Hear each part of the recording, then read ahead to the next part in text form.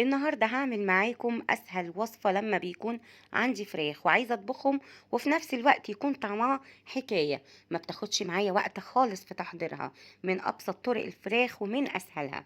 لما بكون تعبانة ومكسلة ومش عايزة أقف كتير وعايزة أخلص الغدا في نص ساعة، بعمل الطريقة دي.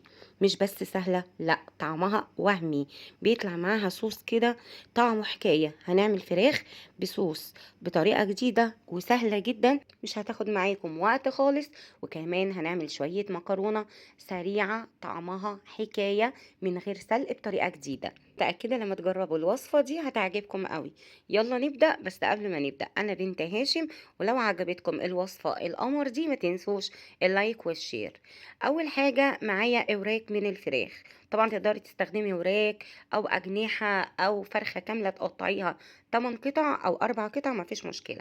غسلنا الفراخ بتاعتنا كويس جدا ونقعناها في محلول النقع، وبعد كده غسلناها تاني وصفيناها. هنبدأ بقى نتبلها بملح وفلفل وبابريكا وبهارات دجاج. ممكن نستبدل بهارات الدجاج ببهارات مشكلة لو مش عندك بهارات الدجاج. انا بجيبها من عند العطار. بصراحة بتدي للفراخ طعم تحفة جدا، وكمان بيكون داخلها كاري وكركم، فزي ما انتوا شايفين بتدي كمان لون للفراخ بيكون حلو جدا. هنتبلها كويس جدا زي ما انتوا شايفين كده من الوش والظهر عشان تشرب معايا التوابل بتاعتنا. بعد كده هناخد الفراخ بتاعتنا، طاسة سخنة على النار، وهنحط فيها شوية زيت. والزيت لازم يكون سخن، يعني مش هننزلها كده الا لما نتأكد، الا لما يكون الزيت سخن جدا زي ما انتوا سامعين صوت الطاسة. هو ده اللي انا عايزاه. عايزة الفراخ لما تنزل تاخد صدمة مع الزيت السخن. ممكن تستبدلي الزيت بشوية سمنة او قطعة زبدة، مفيش اي مشكلة. هبدأ بقى بعد ما الفراخ بتاعتي خدت لون، هبدأ أقلبها على الوش التاني. الخطوة دي مهمة جدا جدا، لأنها بتنزل أي سوائل في الفراخ ممكن تدينا طعم زفارة شوية. فالخطوة دي بتخلينا نتخلص من أي سوائل وأي دم زيادة كده ممكن يكون من جوه في الفراخ، ما تنزلش في التتبيلة اللي لسه هنعملها لصينية الفراخ بتاعتنا. زي ما انتوا شايفين كده لونها في منتهى الجمال. هبدأ أشيلها وندخل على الخطوة التانية. حلوة جدا، وكمان زي ما قلت لكم مش هتخلي معانا أي زفارة. معايا بقى بصلتين متوسطين، هبدأ أقطعهم جوليان كده زي ما انتوا شايفين، وكمان 2 من الطماطم هقطعهم مكعبات، وحباية من الفلفل الرومي. طبعا الوصفة دي لو فيها فلفل حار هتبقى بقى بصوا في حتة تانية خالص، هيبقى طعمها حلو جدا. بس للأسف عشان الولاد مش هنقدر نحط فلفل حار. بس لو تقدروا انتوا تضيفوا الفلفل الحار صدقوني هتدي طعم خيالي ووهمي للوصفة بتاعتنا دي. بعد ما خلصنا تقطيع الخضار زي ما انتوا شايفين، حطينا الوراك بتاعتنا في صينية تيفال او ممكن ألمونيوم، مفيش اي مشكلة خالص. اهم حاجة بس هي في خطوة التحمير الصينية ما تكونش بتلزق. اما الخطوة دي مفيش مشكلة، ممكن تستخدمي اي صينية.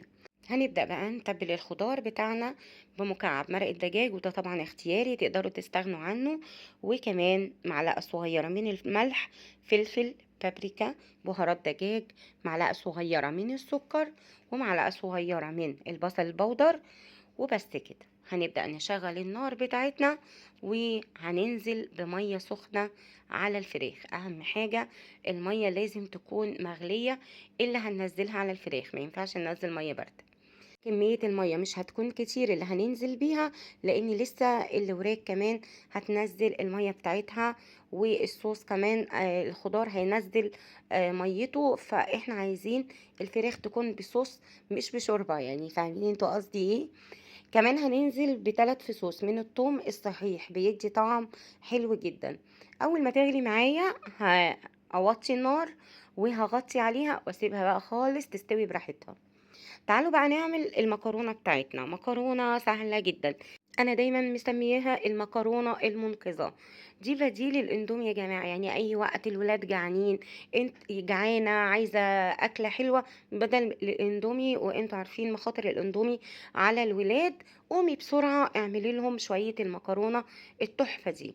زي ما أنتِ شايفة عندي بصلاية متوسطة الحجم قطعناها صغير، مكعبات صغيرة جدًا، وفي طاسة على النار أو حلة، يا ريت بس تكون ما بتلزقش، يعني دي أهم حاجة للمكرونة علشان تبقى سهلة عليكِ.